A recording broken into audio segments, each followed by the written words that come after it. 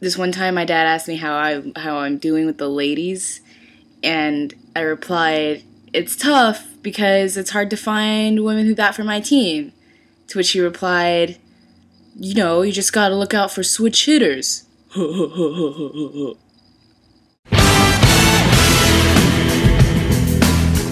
So this week's topic is biphobia, or monosexism.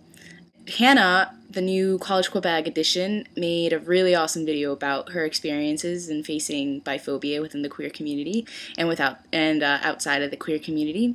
So I'll be talking about the lesbian perspective on it because as a lesbian, I've overheard a number of people make really biphobic remarks that are really kind of upsetting and I don't really understand. So basically, this video is going to be more of a rant on my part, because come on, lesbians, I don't understand what the big issue is. One thing I hear about constantly is something along the lines of, well, she could leave me for a man. I can understand kind of that fear, but the bottom line is she could easily leave you for a woman too, and I don't understand how her leaving you for a man is any more painful. I guess some would argue that it's because, first of all, the guys have something that you don't have.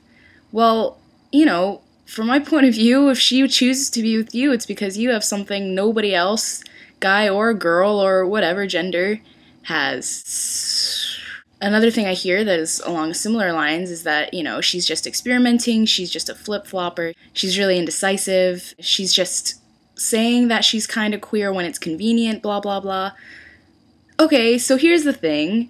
Since when is being kind of queer like something people do for kicks? From my personal experience, it's not easy being queer these days. You could argue that it's really trendy and subversive in some places, but that's questionable taste and fun.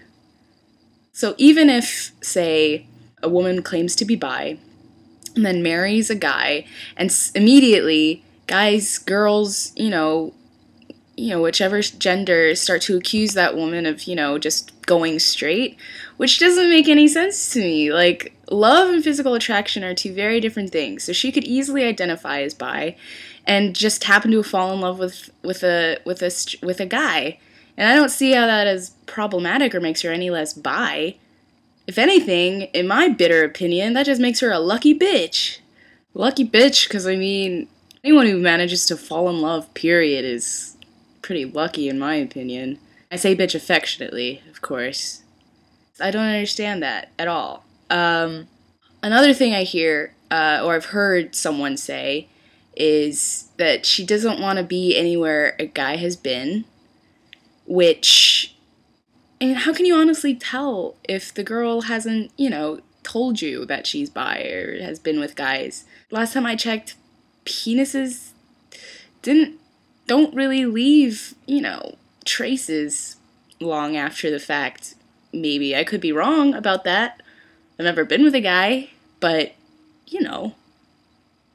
And, from like a sap's point of view, here's the way that I look at it as someone who's learned to not be picky in recent years. Straight people and queers alike kind of accuse bis of, just being really greedy, right? Like, they could potentially be attracted to 2 billion people as opposed to just 1 billion people. If anything, if this person chooses to be with you, that means that you've beat out twice as many other people than the average, person who dates, someone who's monosexual in some way. So if I was ever to be, lucky enough to be with anyone period, lesbian, bi, whatever, I'd be over the moon about that. And in a more, I guess from a more analytical point of view, there's this issue of passing, right? That this woman could blend into the queer community when she so chooses, but she could also very much hide her queerness and blend in with the straight community, which makes her something like a double agent. We as queers are perfectly aware of the fact that our sexuality isn't a choice, and to be hypocrites and accuse other people of choosing to be a particular way just for fun is just going to take us back a few steps no matter how far we go. Bottom line is love, man. And I'm not going to yuck your yum or anything, like you're into what you're into, you're not into what you're not into. But just remember that doesn't give you the right to say really hateful things about people. You've been in that boat. You're still on that boat when people say really homophobic remarks. And to be a hypocrite and spout some hate of your own, that just makes you just as bad as the Rush Limbaughs and the Bill O'Reillys of the world. So let's cut that out.